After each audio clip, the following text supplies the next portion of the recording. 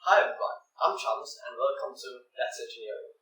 So today I'm going to be showing you how to replace a high beam, low beam bulb in the headlamp cluster in a car. Now this can be generalizable for most vehicles, but I'm using a Toyota Prius 2008 model. Without waiting any longer, let's get into it.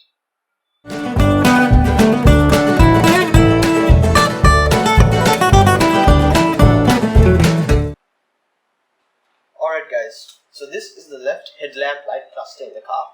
The top orange bulb is for the signaling light and the lower section houses the high and low beam, which I will be showing you how to remove and replace today.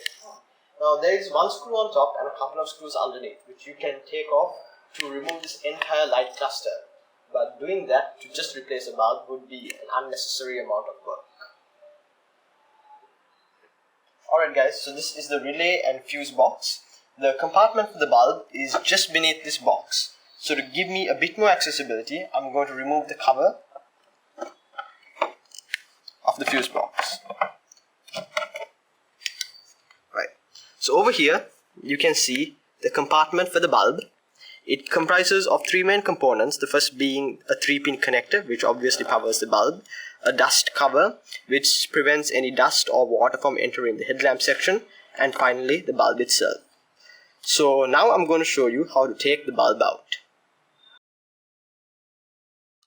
So the first step would be to remove the connector.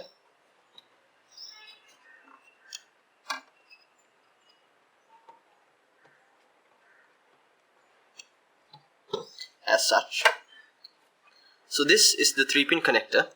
As you can see, there are 3 sockets for each of the 3 pins. Now we'll keep this connector aside and move on to removing the dust cover.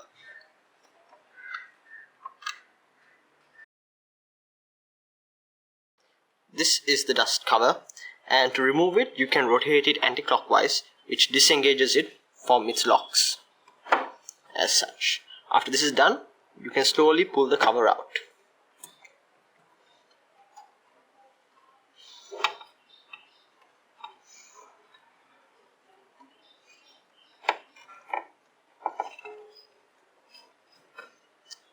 Right. So this is what the dust cap or cover looks like. As you can see, the markings are there, clockwise to lock it and anti-clockwise to open it. Now let's keep this aside and look at how to take the bulb out.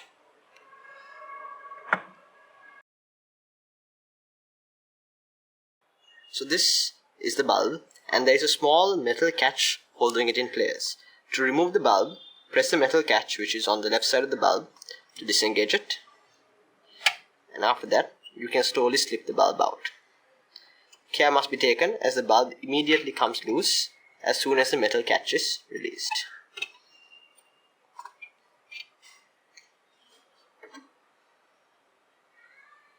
So this is the bulb, and as you can see over here, these are the 3-pin connectors, and on top are the 3 star-shaped locators which orient the bulb into the compartment.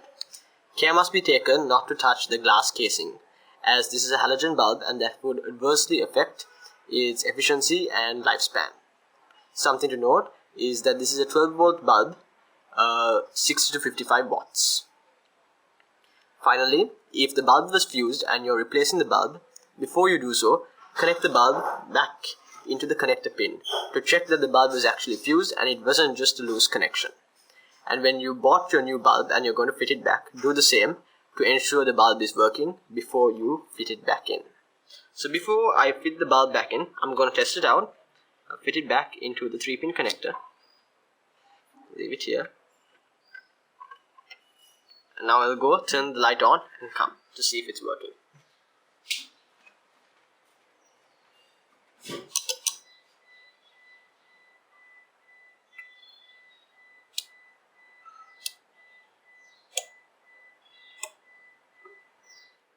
Alright, so as you saw, the high beam works, but the low beam filament doesn't work.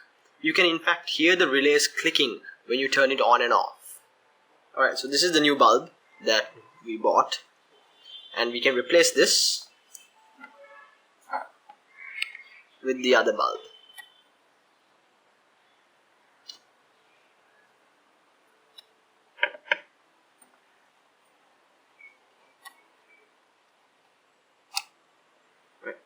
Now let's see if this bulb works or not.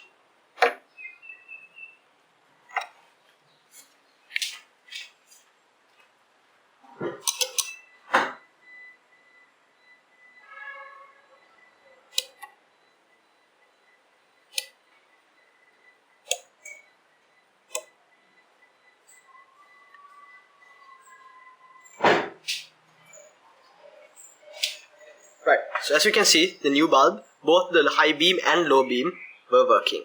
Now let's fit this bulb back inside. Alright, so now we are going to fit the bulb back in. So you remove it from the connector.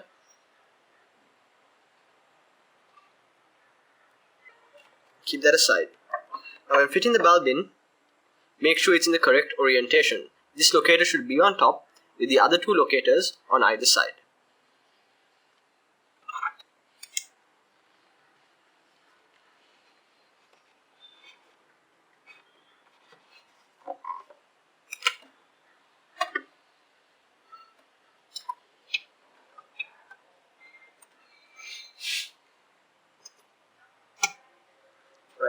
And once the bulb is in place, lock it with the tensioned metal catch.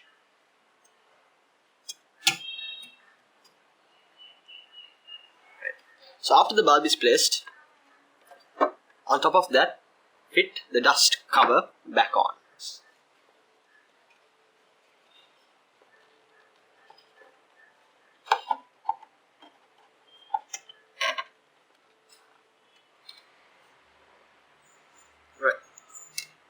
So after the dust cover is fit, replace the 3-pin connector. Make sure that this pin is on top and the other 2 pins on either side. Alright guys, so that's the connector fit in. Now let's go back and check if the light still works.